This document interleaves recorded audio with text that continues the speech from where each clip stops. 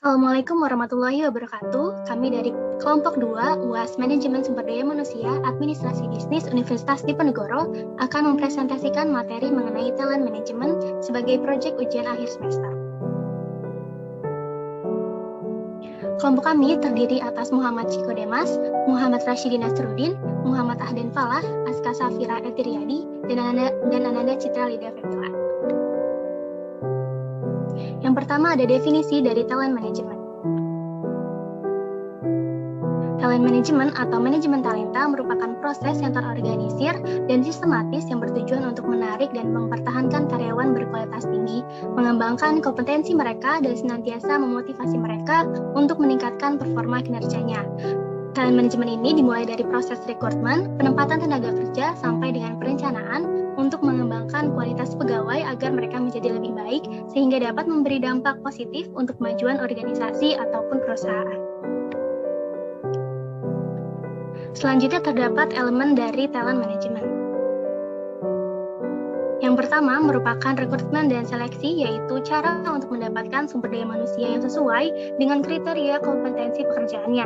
Langkah awal ini dapat membantu dalam menemukan the right people, person job fit, dan person personalization. Selanjutnya ada perkembangan dan pelatihan, yaitu bagaimana manajemen sumber daya manusia atau HR dapat mengembangkan potensi karyawan melalui pelatihan-pelatihan yang sesuai. Selanjutnya adalah performa manajemen, yaitu proses sistematis yang dilakukan oleh manajer untuk menjaga performa dan kualitas hasil pekerjaan karyawan. Hal ini dapat dilakukan dengan menetapkan standar atau setting standar seperti membuat SOP, penilaian kerja, dan lain sebagainya. Selanjutnya adalah retention, yaitu bagaimana perusahaan mampu mempertahankan karyawan dengan kualitas yang bagus. Dengan demikian, perusahaan harus mampu membuat karyawan merasa nyaman sehingga dapat menunjang keberjalanan perusahaan. Selanjutnya merupakan kompensasi dan penghargaan, yaitu pemberian kompensasi dan atau penghargaan kepada karyawan yang sudah bersedia bekerja sama. Langkah ini penting dilakukan bagi perusahaan agar kebutuhan karyawan dapat terpenuhi. Dan yang terakhir ada talent review, yaitu mempertimbangkan karyawan berdasarkan penilaian hasil kerjanya dan memutuskan apakah karyawan tersebut layak untuk dipertahankan atau tidak. Untuk selanjutnya terdapat paradigma baru di dalam talent management.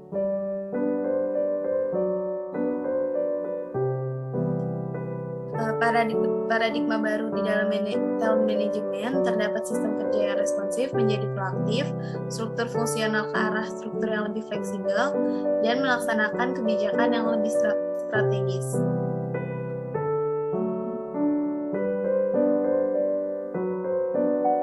Untuk selanjutnya, mengapa talent management perlu diterapkan di dalam organisasi?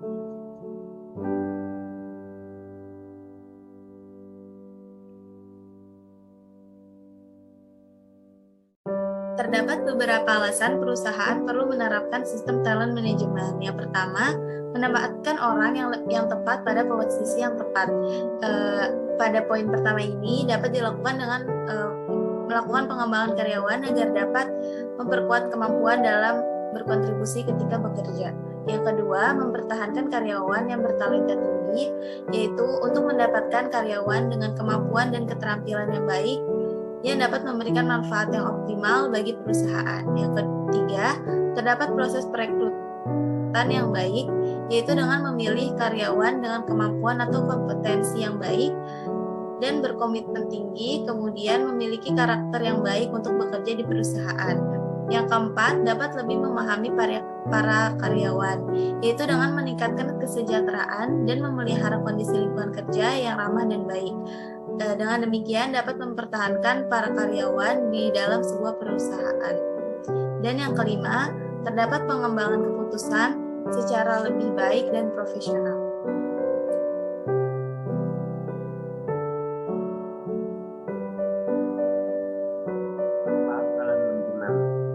Talent management itu salah satunya bagi perusahaan, yaitu memperbaiki proses perekrutan dan seleksi perusahaan, meningkatkan komitmen karyawan agar berkinerja tinggi, meningkatkan perusahaan bekerja pada karyawan, memunculkan kriteria ikatan karyawan, menghemat biaya pergantian karyawan, dan menganalisis resiko seperti identifikasi karyawan yang berpotensi keluar dari perusahaan.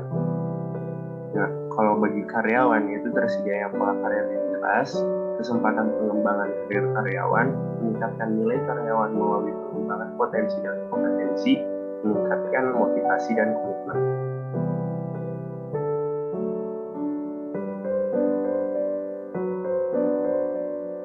Talent Criteria Identification.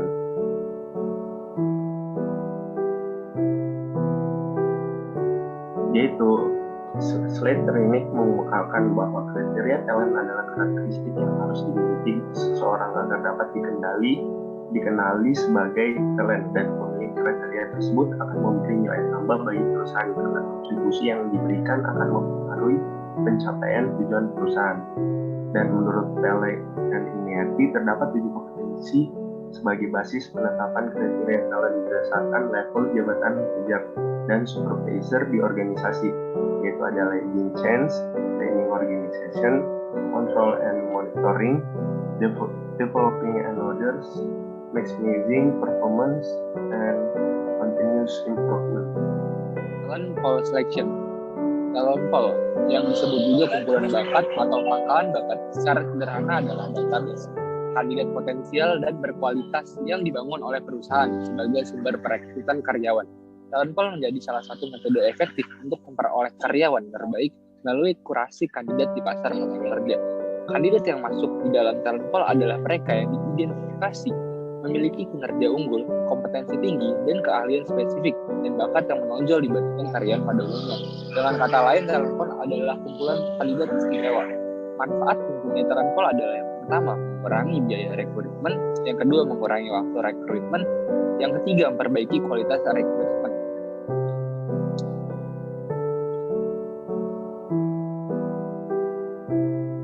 Selanjutnya ada Talent Development Program Acceleration, yaitu mengembangkan talent melalui pelatihan dan program akselerasi kepada talent sesuai dengan posisinya. Pengembangan ini juga memiliki 3 tipe. Yang pertama, Education Development, Job Experience, dan Interpersonal Relationship.